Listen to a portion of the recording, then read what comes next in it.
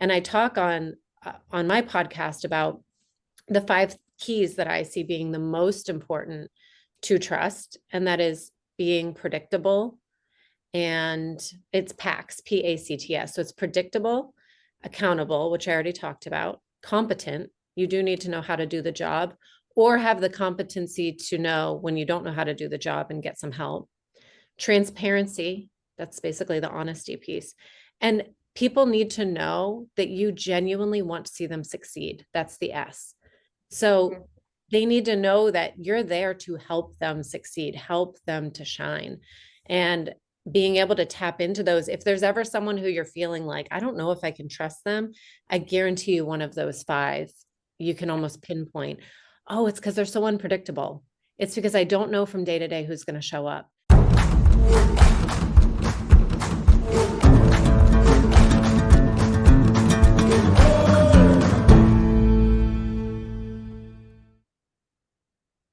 Hi, everyone. It is the Ego Project, and I am Lisa Heidel, and I'm here with my co-host, Christine Seidel, and together we have Jena Young. Yeah, welcome, Jena. We're so happy to have you back with us. You were back with us, was it 2 years ago? And now you have even more exciting things to share and more insight on leadership and trust. And I think that's going to be a very, very important conversation for so many people. Yeah. Okay. Real quick, we want to do a little bit of housekeeping. Make sure to check out the last interview that we did with Ryan Blaschke, who came on and spoke about internal family systems. And it was such a great conversation because really explained what it is, how we can use it, and how we can work with the therapists and coaches with that modality to really do a lot of deep healing, that inner child work, especially. So I thought it was very valuable. What did you think, Christine?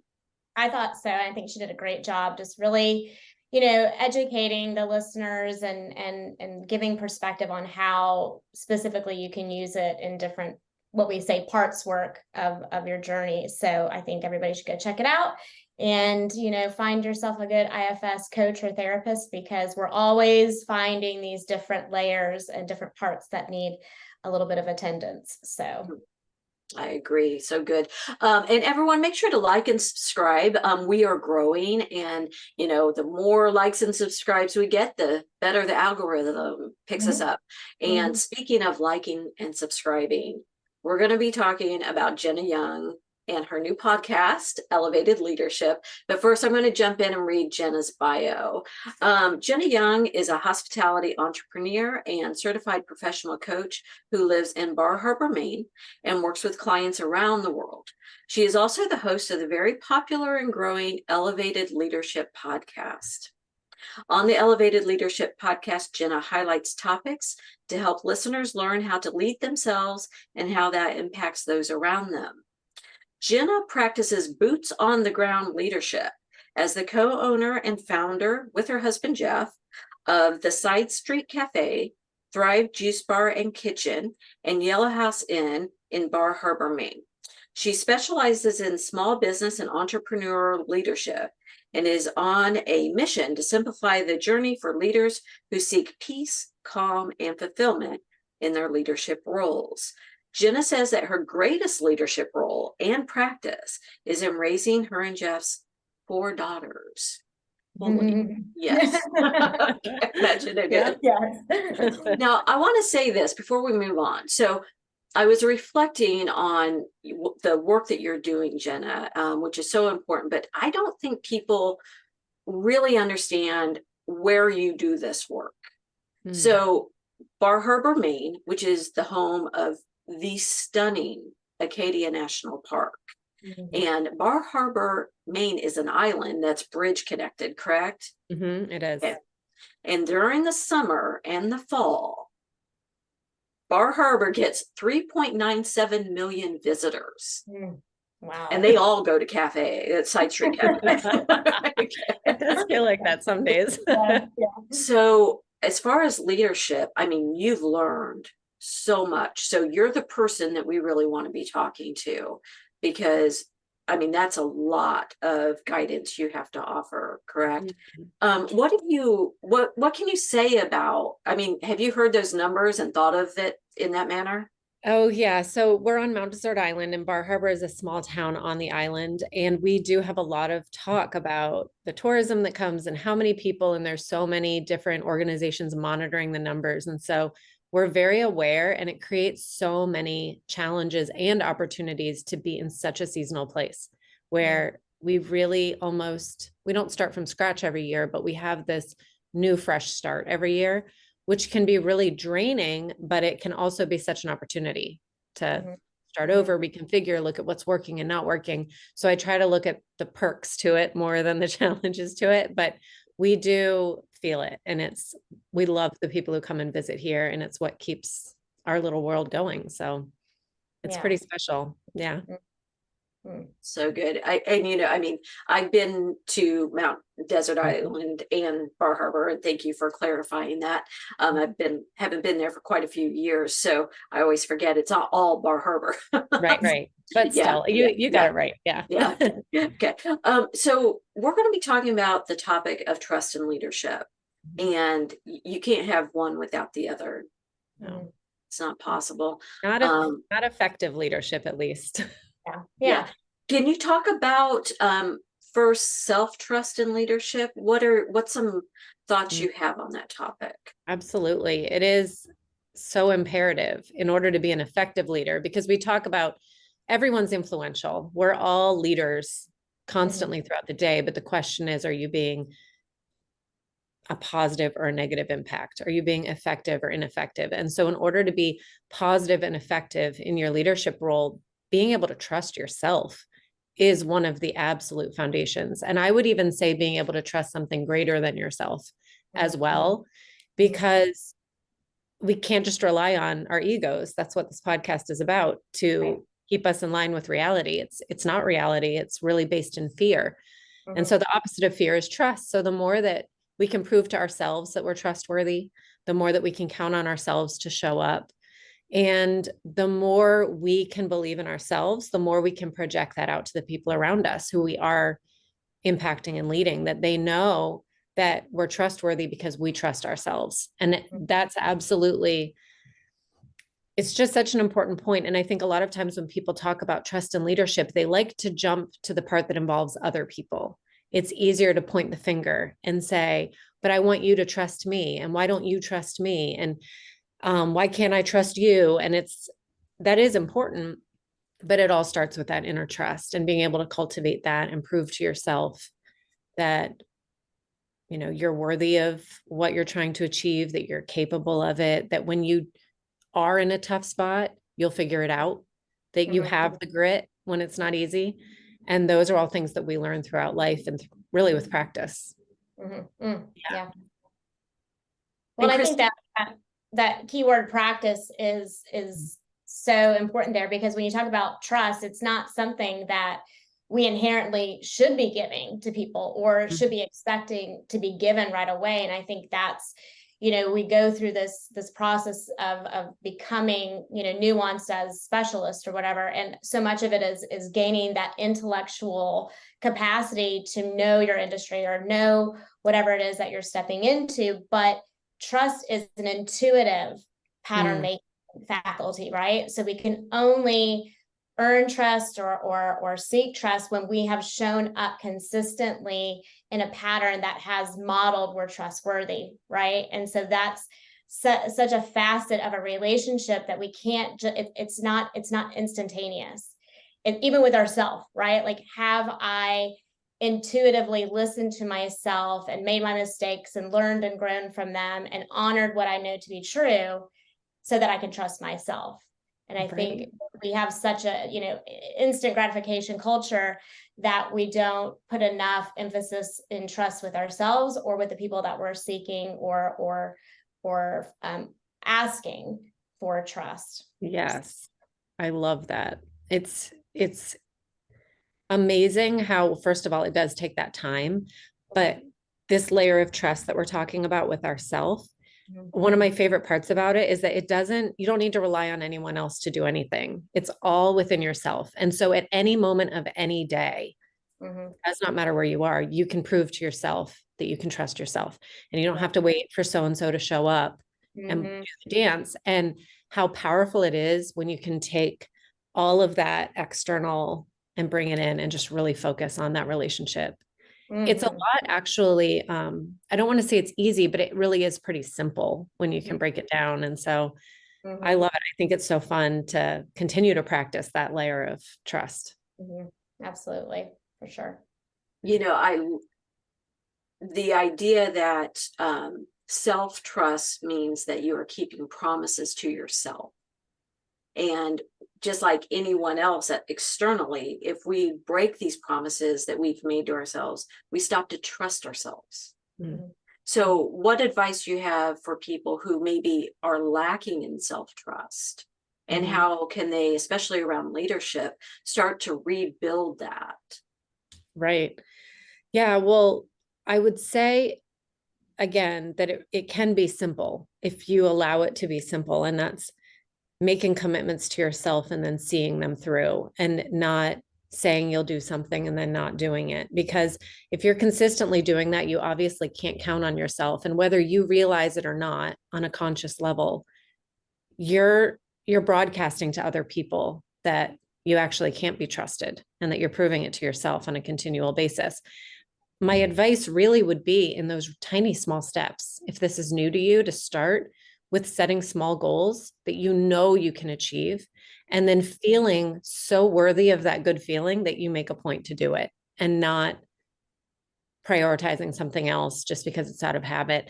And it does not have to be running a marathon, and it does not have to be climbing a mountain. This can be very simple: meditating for 5 days, writing in my journal, drinking a glass of water before my coffee. I mean, you can make it anything that you want, but it is such a great feeling when you say you're going to do something and then you do it, in the same way that it's a great feeling when someone else tells you they're going to do something and they do it. And so to be able to create that feeling within yourself, it's all within your own power. And I tend to see a lot of clients overcomplicate it. And really, when you can break it down to those tiny little steps, it can be so powerful. That was great. I think I agree with you on, people tend to go, broad scope with their, trying to, create a habit, build trust within themselves and with others. It's like, no, bite-sized pieces.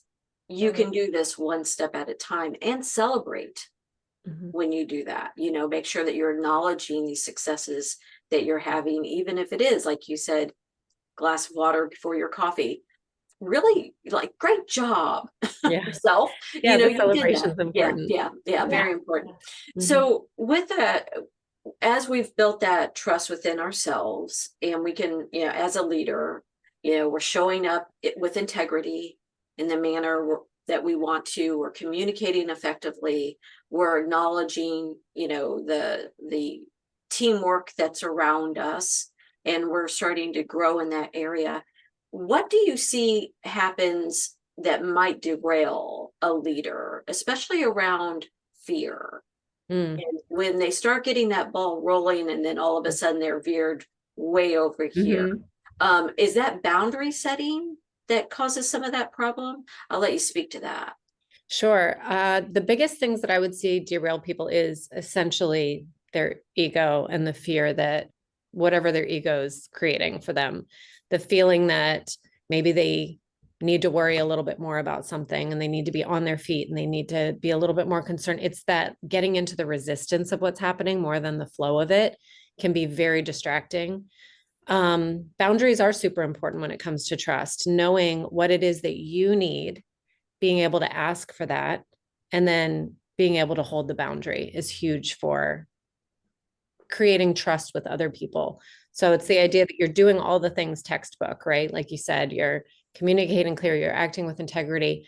But if someone else comes in and challenges the foundation that you've set for yourself, that can really derail. Yeah. Thank you. As you're speaking, I'm thinking about your role as an entrepreneur and a coach. right? Because as an entrepreneur and hands-on entrepreneur Mhm. in a restaurant, as an example, you have a managerial role. And then as a coach, you have a leadership role. And Mhm. also in your managerial role is a leadership role. Right. Can you speak to those two, the differences, and then how they like braid together? Oh, yeah. Right. Because managing and leadership has a little bit more of a coaching role where the person has all of the pieces that they need, but they're ready to take that next step. They're ready to grow within themselves. And a lot of the coaching that I do with it within my company and with outside clients is about people having a better understanding of themselves and more awareness around what is that belief that's happening under the surface. What's really driving the bus here? Whereas with management, that's what keeps the train on the tracks and makes the decisions of what are we doing today, who's working today, what's the timeline today. It's very specific. And then the leadership and the coaching is that extra growth that happens above that. And they're both very important. It's really important to understand when to use each tactic, when it's time to lead and when it's time to manage. And fortunately, we've hired over the years and helped to grow several awesome managers. So they're doing a lot of the day to day, but I've been in those shoes and it's so different from leadership. Leadership is having that really broad view of what's coming. And management is more what's happening in front of me right now. How are we going to handle this? How will we stay responsive and not reactive? But they tie together. And the better you can, the more solid you can feel in your management, the more ability you have to do that extra layer of growth because you're not tied up in the nitty gritty. And it's more like, no, how do I want to feel every day? Who do I want to surround myself with? Why do I keep getting in my own way? Why do I keep seeing the same patterns? And to break through on the ongoing kind of cycle that's happening under the surface is amazing for leadership. Helping people see how much you believe in them and how much you trust in them and investing in them. That's all leadership. But they do absolutely tie together. You're right.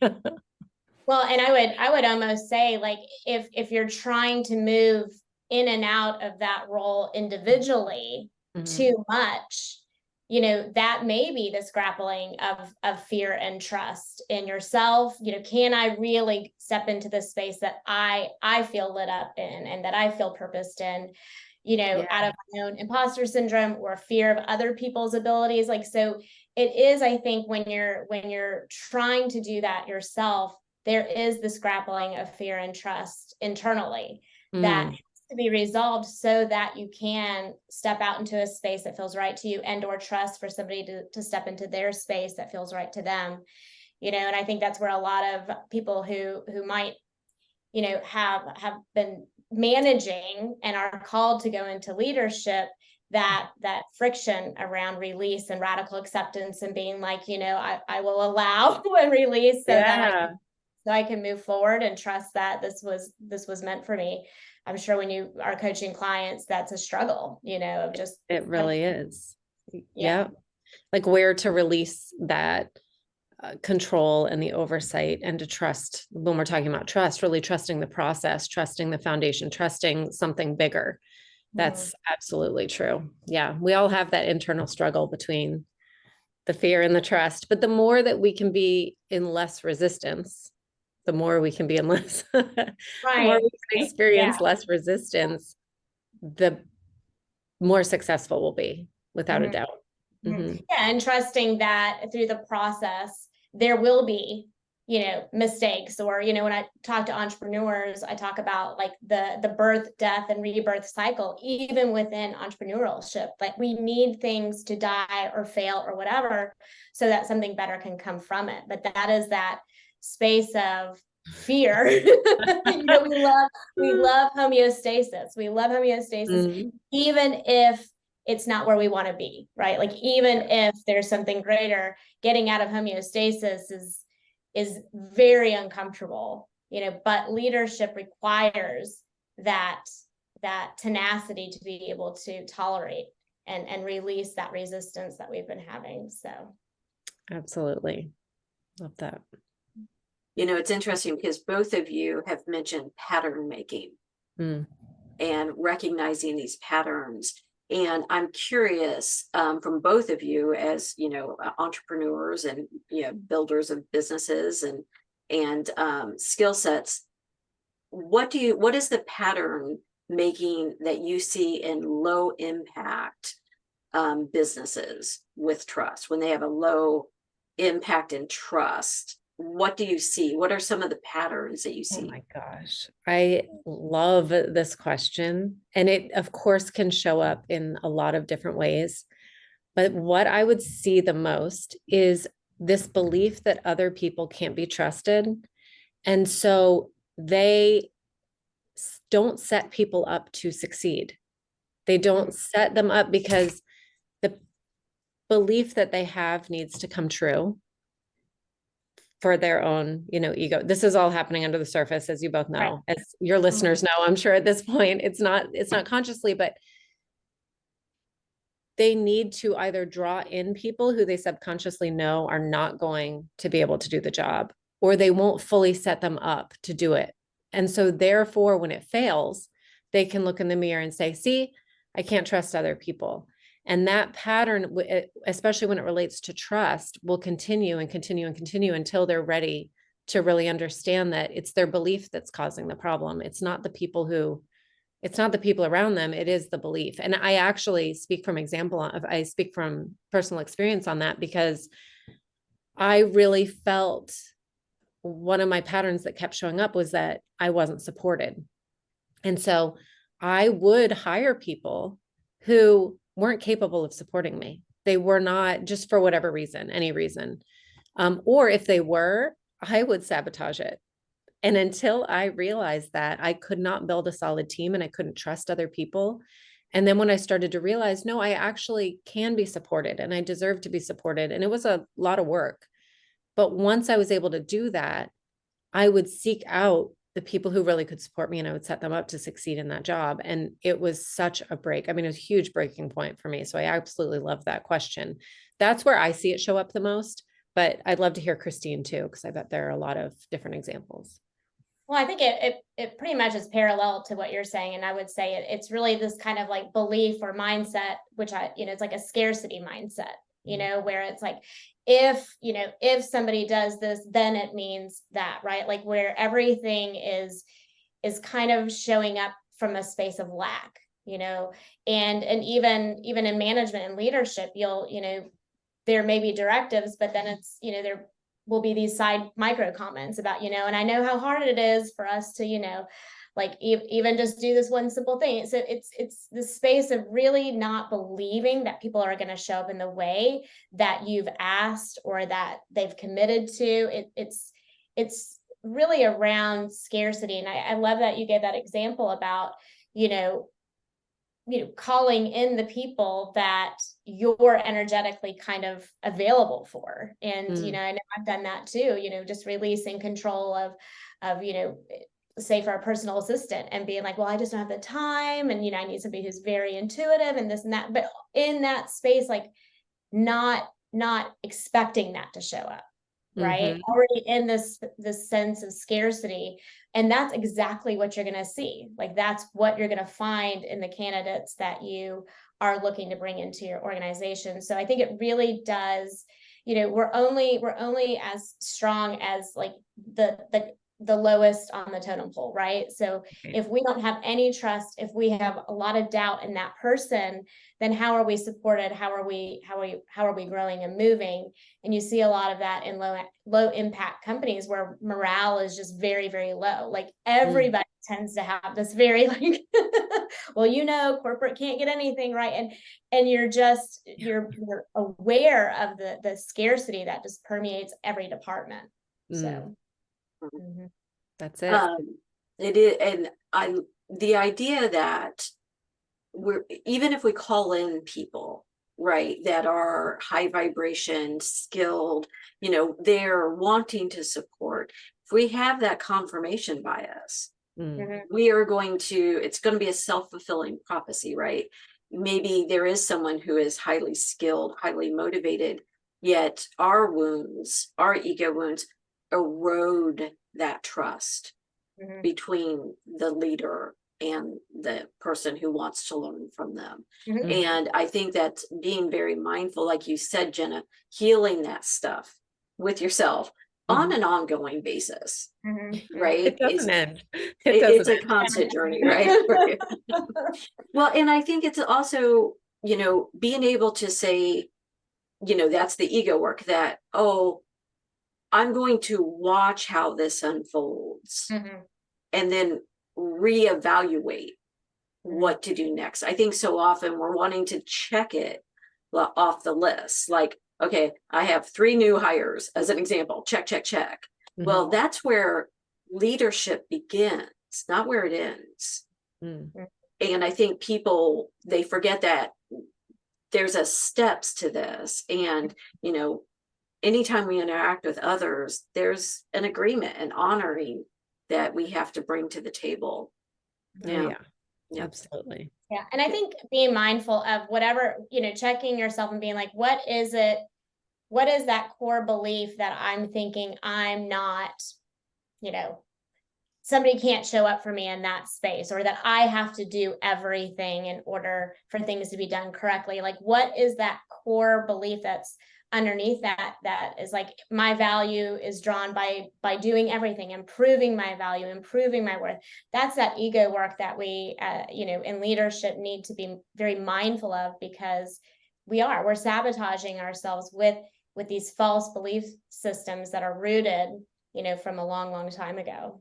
So. Yes, and the most without a doubt, the most effective leaders are the ones who are self-aware and they understand what their stories are and where they came from. And even if they haven't fully healed it, they're at least aware. Oh, I see what I'm doing there. Oh, I see how I'm doing that again. And they're really holding themselves accountable as they go through it. And I'll say every time something happens, the first thing I do is look at myself. Something's happening within the company that I don't like. The first step I'll do is look at myself and say, am I playing a role in whatever this looks like? Is this part of my pattern that I keep bringing up? And honestly, sometimes it is. I think I talked the last time I was on the show about how I would always create overwhelming situations. And until I really looked at that, I was going to do that for the rest of my life. And I still today will catch myself starting to create overwhelming situations. But because I have the awareness, I can pause and redirect. Say, oh, Yeah. I see what I'm doing there. I see what I'm doing there. And part of trust is accountability. And that's holding yourself accountable. That's other people being able to trust that you'll hold others accountable. And without that piece of accountability, it's also very hard to trust yourself or others. Right. Exactly. When you say overwhelmed, can you give us an example of, Mhm. I mean, I know I have my own, Yeah. but you're the guest. Yeah. So, and of course, it all ties back to what was familiar to me, what I grew up experiencing or feeling. But so, just as a little casual example, after I found out that I was pregnant with my first daughter, I thought it would be an awesome time to open a restaurant. This was my first restaurant, and then once we did that, I really didn't realize how incredibly overwhelming that would be. And then we got 2 dogs. We were going to get 1 dog. We decided to get 2 dogs. And then it just kept rolling from there.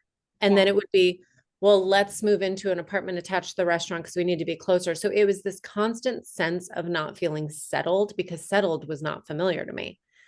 And so and that was one of the biggest things that I needed to break through on as a leader, because I was creating overwhelm for everyone who worked for me just out of habit, not because there was any value to it.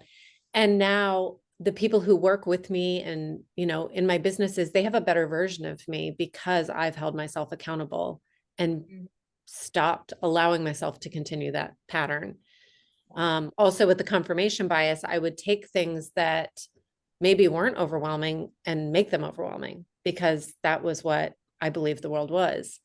And so there's so much of that work, but it's actually I feel like it's been, of course, challenging. Of course, hard feelings come up, but the payoff to doing this work is so extreme and extraordinary that it's like, I couldn't imagine my life if I hadn't done it, even though there are tough moments and you have to look at things, it's like life is just so beautiful and peaceful and successful. And I feel so supported now. And that's why I love doing elevated leadership and the podcast, and why this is my passion is because it doesn't have to be as painful as we make it. It doesn't. There are tools and there are new ways of thinking. And so I love to share that, because what I wouldn't have given for this podcast when I was getting going, what I wouldn't have given to hear these conversations back then. So it's really fun to share. Yeah. And thank you for sharing that, because I think people have a misconception that when you step into a space of leadership and you're having success, that things, that you just inherently knew these things and you didn't experience growth from a place that was really chaotic and that was really overwhelming.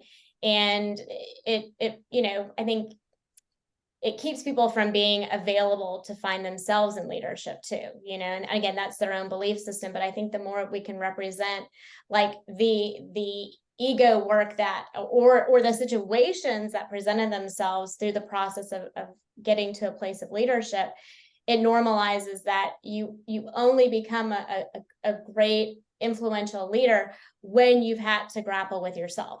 You Yeah. haven't, then Yes. are you leading authentically, right? So, Yeah, absolutely. And, as more women are stepping into leadership roles, and we're seeing this across the board, we're seeing it, from politics all the way, to, opening businesses, going, coaching. I mean, and Christine, if I'm correct, you have a predominantly female staff, correct? Yeah. correct. In servers, typically, not all, but typically be more majority female, correct? Yeah, I think industry wide for sure. Yeah. And my question for both of you is, how powerful do you think modeling is, as opposed to, here I'm going to teach you leadership, right, through verbal, or how important do you feel your modeling is for them? Yeah, it's imperative, because, the whole idea of do as I say, not as I do, that doesn't work. I don't think it ever worked, but it definitely doesn't work anymore. And people want to know that who they are following or who is leading them is really walking the talk. Authenticity these days, like, it's a beautiful thing. I love the value shift to more authenticity is so important. And if you're not able to step into those shoes and really model what it is that you're talking about, people can't trust you. They can't feel that you're authentic. They can't feel that you're really showing up as your genuine self, authenticity, which I already said, but that is imperative to trust. Think about all the people who you interact with. And when you get that sense that something's just off, they're not being real, they're saying this, but they're doing that, you can't trust that person. The actions and the words don't line up. So the modeling, I mean, yeah, I'm glad that you brought that up, Lisa, because without that, it's just a bunch of words, really. Yeah. Yeah. And I mean, again, exactly what you're saying. I think that like in leadership, we have to have that like intellectual faculty that's kind of like known, like have you invested into the learning of this, but the modeling is where the trust is reinforced, right? It's almost like the intellectual is the marker that I can at least listen to you, and the modeling is that intuitive pattern making of, I see that you continue to do the same thing and you're building integrity. I can trust what you're saying and what you're doing.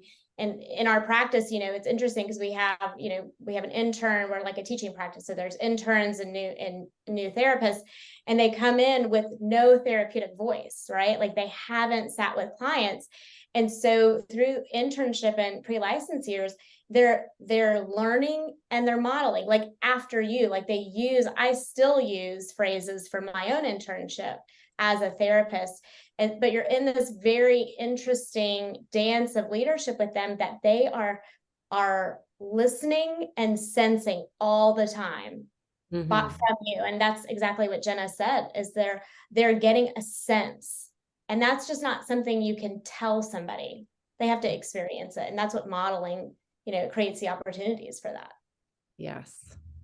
Oh, that was beautifully put. It's so interesting when we have a leader that is in their authentic self. Yeah. Told you guys I was going to do this. Okay. I love it. Yeah, when they are, and our nervous system relaxes, and we can learn better. We can, right? We take more chances. We're willing to step out of our comfort zone when we are in a safe space. And that is a true leader that lets their people feel comfortable in the realm that they're in. And I've been in work environments where, there was a leader who was all ego. It was all about, never once heard, what do our clients need? It was always about how can we make more money? And that's valuable to keep a business running. And we all want to grow, right? But you have to know who you're serving, right? And so it's all ego all the time. And I felt very dysregulated most of the time. And I'm sure that you've both seen that in low impact companies as well. So what role does making sure that you're regulated play in what you're doing as leaders? So as the leader being regulated, Yeah. that's great. Because as you were talking, I was thinking that's how you felt being led by that person. And when you're in a leader who's not in a regulated place and is kind of worried about, well, what are people going to figure out about me and on edge, that all rolls downhill. So really everything that you're presenting as the leader is what will be rippling out to the people around you, because in theory, you're the most influential person in the room. If you're truly the leader, you're the person with the most influence. And so what you're bringing to that group is what they will feel. So it has a huge impact within a company. If you're a leader who's constantly talking about people behind their backs and you're not living with integrity and all of the examples that we can come up with, everyone in that company will feel a sense of, I need to be on edge. I need to protect myself. I can't trust myself. I can't let my guard down. And as we know, the best work, the most productive, most beautiful work comes from being in a state of flow, being able to trust, knowing that if you drop a ball, someone else will help you pick it up, and being able to have that teamwork. You can't have teamwork. You can't have trust when you're on edge, when you don't know what to expect. And I talk on my podcast about the 5 keys that I see being the most important to trust, and that is being predictable. And it's PACS, PACTS. So it's predictable, accountable, which I already talked about, competent. You do need to know how to do the job, or have the competency to know when you don't know how to do the job and get some help. Transparency, that's basically the honesty piece. And people need to know that you genuinely want to see them succeed. That's the S. So they need to know that you're there to help them succeed, help them to shine. And being able to tap into those, if there's ever someone who you're feeling like, I don't know if I can trust them, I guarantee you one of those 5, you can almost pinpoint, oh, it's because they're so unpredictable. It's because I don't know from day to day who's going to show up. That makes it hard for me to trust them. But you can take this really vast topic like trust, and you can hone in on, oh, you know what? I actually don't really feel like they know how to do this job. They don't seem very competent to me. So it's hard to trust them. And so you can really hone in and make it less overwhelming and less daunting. It's not that they're entirely untrustworthy. It's that maybe they're not being as transparent as they could. So that's just an example of where, when you can really tap into your authenticity in those 5 areas, it can ripple out to everyone, and they'll feel that sense of ease and calm and be a more high impact group for sure. Absolutely. I love that, because you can take PACS and turn it back on yourself. Yes. Yes. And build your own self-trust. So, I mean, that Yes. goes And I across the highly board. recommend it. And I was thinking today about, coming on the podcast and thinking about that. And I think that those 5 things is why it's sometimes hard for people to believe in something greater than themselves, because it isn't always as predictable. It isn't always as transparent. It's a little less black and white. And so those 5 things do exist in a trust of something greater than yourself, but sometimes it's just harder to put your finger on. And so as humans, we feel like, well, I don't know if I can let go because it's a little unpredictable, or I can't really check off these 5 boxes with that thing greater than myself. And I don't know, that just came to me today. It's not a thought I've like really super thought through, but it kind of hit something. You're like throwing it out there, letting it I'm like, marinate what do a you little guys bit. think? It kind of just hit something for me that I Yeah. felt like these 5 pieces, the PAX pieces, are real, especially in interrelational and self relationship. But what about that piece that's greater than you? Mm, Yeah.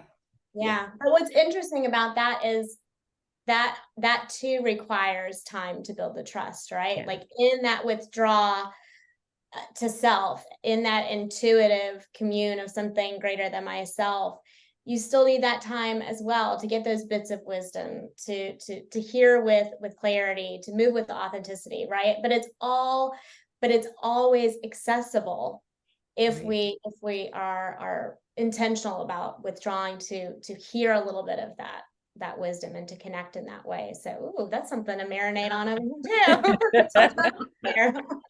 Yeah. You know, and I love what you said earlier, Jenna, about every time something happens, you use it as a mirror for yourself. Like, okay, you know, if, you know, am I communicating effectively? You know, this person doesn't seem to be responding well to what I'm saying. Is that let me look at my communication style. Have I communicated effectively? Have I, you know, been transparent? Am I Mm. being authentic? Right? Am I communicating? I don't think you know the skill set that we need, right? Like, what can I Right. do to help you build it? So I love that. And, you know, that's ego work. That Mhm. is hands down ego work, right? That's what it all boils down to, really. And it's great that we can provide tools and ways of thinking about it. But what it all boils down to is really your ego work, understanding yourself so clearly that you can't get in your own way, is what it feels like. Mm, Because I spent a lot of time getting in my own way when I wasn't seeing myself clearly. Yeah. mm, And mm. I mean, that's true for a lot of people who I work with, and I'll see as soon as they can start to understand that, a lot will shift for them. Mhm. Absolutely. With the, as we mentioned earlier, things are changing. Mm. More women are, you know, in leadership roles. They're opening their own businesses. They're solopreneurs and entrepreneurs. They're going into coaching and, you know, therapy. And, you know, they've always been in therapy, a lot of them, but, you know, it's growing.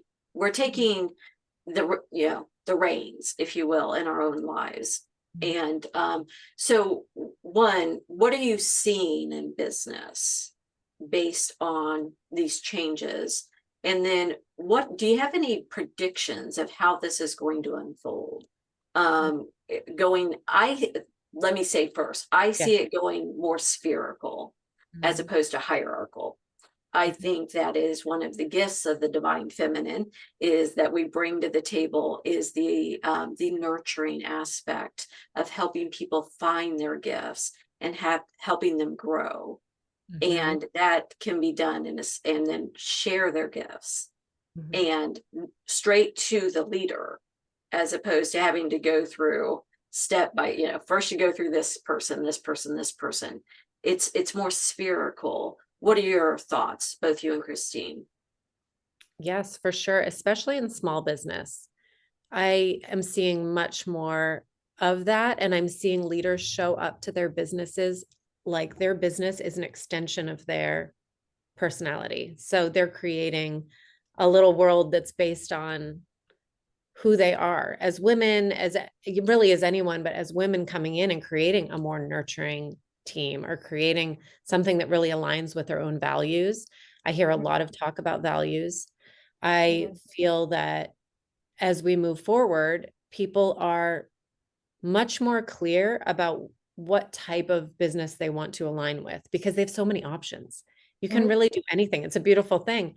So no one feels like I need to be in this place that doesn't align for me anymore because they know that there's another place that does. And as a result, if you can get to a place where you're a really strong leader, you can build an incredible team of people who are so well aligned to you, as long as you know what it is that you stand for and you can communicate that clearly. The whole piece of the feminine energy becoming much more of a conversation now. I know it's always been there, but now in business, it's more of a conversation. I spent so much of my business journey imbalanced and feeling like I needed to show up with this masculine energy in order to cut it. And to a point, that might have been true in my early years.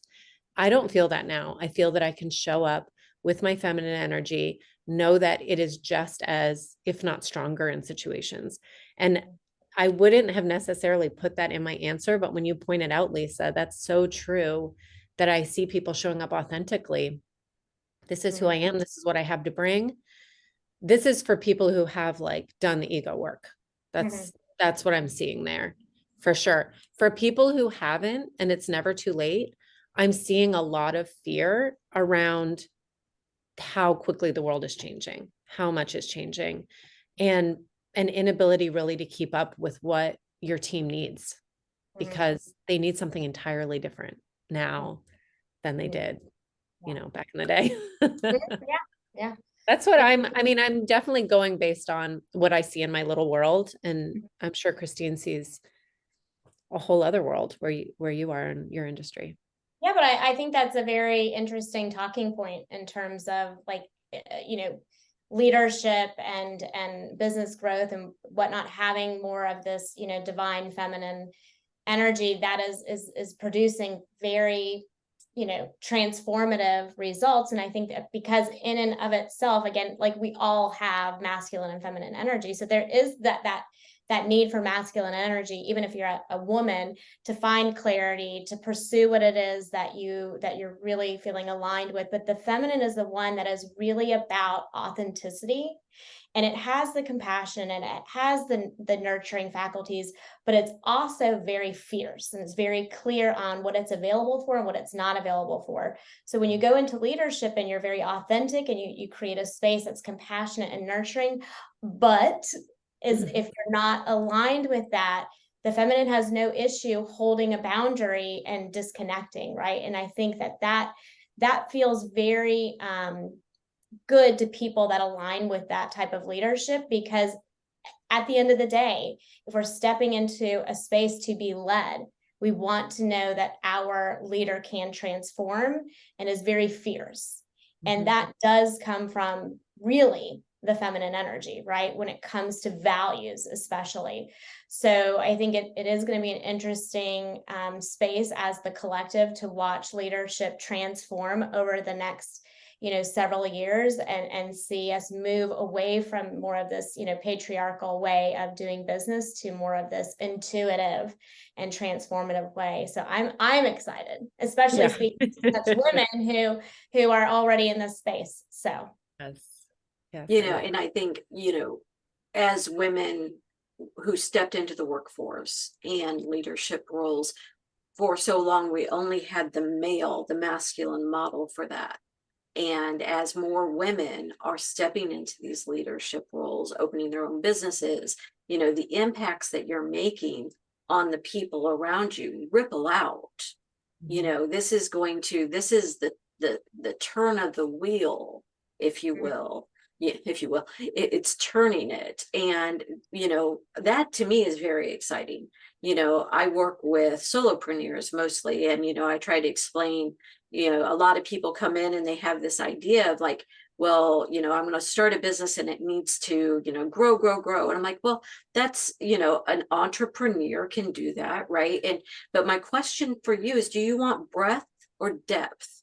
Which way do you want to, if as a solopreneur, you're a one person, one-stop shop, right? You cannot fill the needs of, hundreds of clients, but you can really build, some strength with, the dozen that you have at any given time. And it's a little shift in our capitalist mindset, right? Of what success looks like.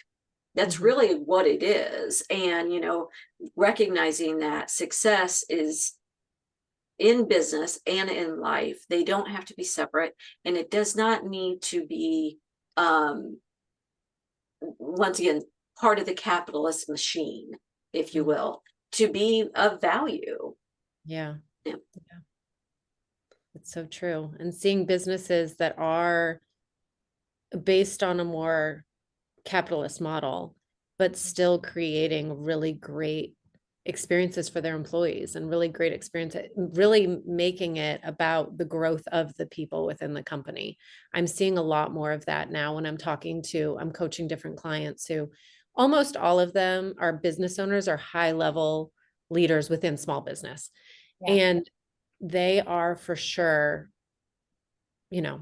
seeing that they're seeing that, yes, I have this big business and it's doing this and it's doing that. But my favorite thing is to sit down with my employees and find out what they're really trying to accomplish and to help them. And that I don't think would have been a conversation decades ago. So it's finding, like you said, even the depth within your leadership role, if you're working for a company that you don't own, but finding the depth in those relationships is really special. Yeah. And that a lot of these concepts can coexist, right? Mm-hmm. Like we can desire to be a profitable company and supply ourselves with these types of resources, and we can also be exceptionally authentic and nurturing and supportive of the people that have a myriad of roles with us. And in the past, it hasn't necessarily looked at that type of authenticity in leadership and even within the scope of the energy of a business, and the brand and the reputation it holds. Like we can shift and change even just the expectation of how customers perceive our brand if we get more authentic in how we lead. Mm-hmm. Yeah. Yeah, I want to clarify. I have no problem making money. Oh, I know. I'm not altruistic, people. I don't do a lot of pro bono. I do my own fair share of that, but yeah. But I think that's the thing. It feels good to have an external marker of our success, of our growth, of our investment. That feels good, right? Why we want that, but the way that it's always been done doesn't mean that's the way we always have to do it. I think there's a better way where everyone can be served, right? And that's my personal belief. Yeah. So, and once again, I'm a solopreneur. I work with individuals and I find it terribly rewarding. I love it. Yeah. Yeah. Absolutely. Yeah.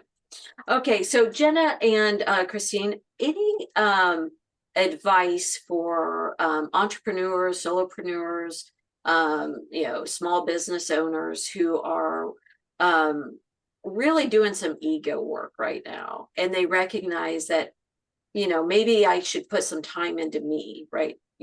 As opposed to all the external. What advice would you give them of where to start? Other than with packs, which I love, by the way. Oh yeah, there's so much. Okay, where would so they're starting out. First of all, congratulations, because it really is a turning point in your life when you start to look at yourself as your own solution, which also means that you're going to find some places where you're also your own problem. And that can be scary sometimes. However, it's really a relief when you realize the power that you have within yourself. The advice I would give you is to continue to seek out these types of resources that are everywhere. If you are an audio person, it's a podcast or an audiobook. If you're someone who's face-to-face, find a mentor or coach. There are so many people having these conversations and your resources are endless. Maybe you want to read a book, maybe you want to go to an energy worker, but the best starting point that I found was starting to look at what are the patterns that keep frustrating me in my life. What is it in business, specifically, but how we do anything is how we do everything. So a lot of the patterns I found in business as a leader were also in my home. But really look at those patterns and start to ask yourself questions. Where did I learn that? And you don't need to judge yourself. Just begin to wonder, I wonder where I learned that, because it came from somewhere, and does it still work for me? And I'm not a therapist. I'm not a mental health professional. So I don't have that layer, but I'm a person who's done it, and I did it the hard way. And the rewards for it are so beautiful. So if you're already doing it and you're feeling icky because it's the first, you're starting to feel things and see things you didn't really feel like seeing. Yeah. I promise if you can, you can't go backwards. So you must go forward. And when you get through that, you will find that so much about what happens in your life makes a lot more sense and has a lot more calm to it. Yeah, Did absolutely. that answer the question, Lisa? Is that what You you did. were That was Totally. beautiful. about? Okay. Yeah. I wanna make That was a sure. I very love that we're convoluted literally, question. we're on the same like thought pattern. And I I think know. I love that. that's what's so cool about like coaching and therapy is that you can gain so much of the same insight. It's just, it's expressed differently. And that, we don't, in leadership, we don't have to fight about like who gets to hold this container and who gets to hold that container. Like the wisdom that is here to be shared is going to be said differently and hit people differently. And there's more than enough people that need to hear that. And so I think what you said about like look at the patterns, like if you're frustrated, bitter, angry, what is the pattern that continues to show up? And on the ego project, we talk about like the only reason those frustrate you, make you angry or bitter is because there's something you think it means about you, right? And taking that to somebody like a coach or a therapist that is aware of the work done as you step into different spaces of leadership will be able to help digest that with you. And then finding the resources where we're talking about these things and you can hear it said in different ways and be like, oh, ping, that was for me. That resonated, right? Yeah.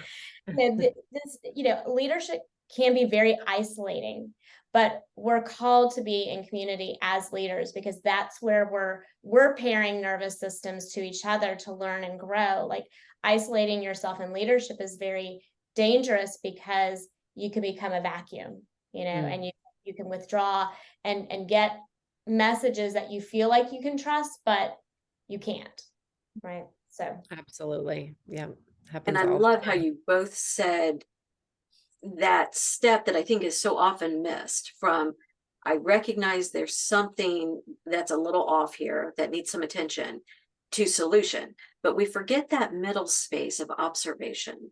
And it's so important to be able, I'm going to observe myself in interaction with others. I'm not going to judge it. I'm not even going to look for solution yet.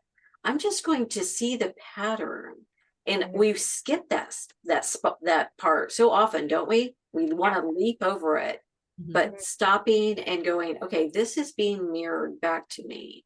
That, my communication style is off-putting, right? Yeah. Well, that's important. And like you said, it's probably happening with friendships in your home, with the service worker at the restaurant, I mean, it could be across the board and really looking at that aspect of yourself. So thank you both for saying that, there's a space in there that's in our power. Yes. That we can do all on our own starting today. Observed. Yeah. Okay. Do either one of you have any last thoughts you want to share about leadership? I mean, I could go on for days about leadership, really. I know, right? And you will on Elevated Leadership That's Podcast, right. That's which right. the link is in the bio. Yeah. Thank you. Thank you. And your questions were so beautiful that I feel like we covered so much, and there's always more, but it was such a great, diverse conversation around leadership as a whole, but also the trust that you have to develop in order to be an effective leader. So thank you for that. Yeah. Jena, you are welcome back anytime. Let us know how we can support you as you are growing. What you're doing is very valuable work in the world. I love your podcast. And I do have to say, we kind of go for, breadth here, and you really go depth. I mean, we tried to do depth as well, but I mean, you are concise. They're shorter podcasts. People can pop it in on their drive home, listen to it. I learn something every time I listen. So, and you're a natural. I told you that earlier. You're really good at it. So people check out Elevated Leadership Podcast. The link will be in our bio. And Christine, do you have any last thoughts for Jena or for our audience? No, I think this was an awesome conversation. Something I absolutely love. As as a therapist, I love the ego, but as a businesswoman, I love leadership and business development and entrepreneurship. So this just lit my little heart up. Thank you. Yes, same here. Okay, everyone. All right. Make sure to like and subscribe, not just to the Ego Project, but to Elevated Leadership Podcast. And Jena, next time we will delve even deeper into leadership. I cannot wait. I'll be Me here. too. All Thank right. you. Bye, Christine. Thank you, guys.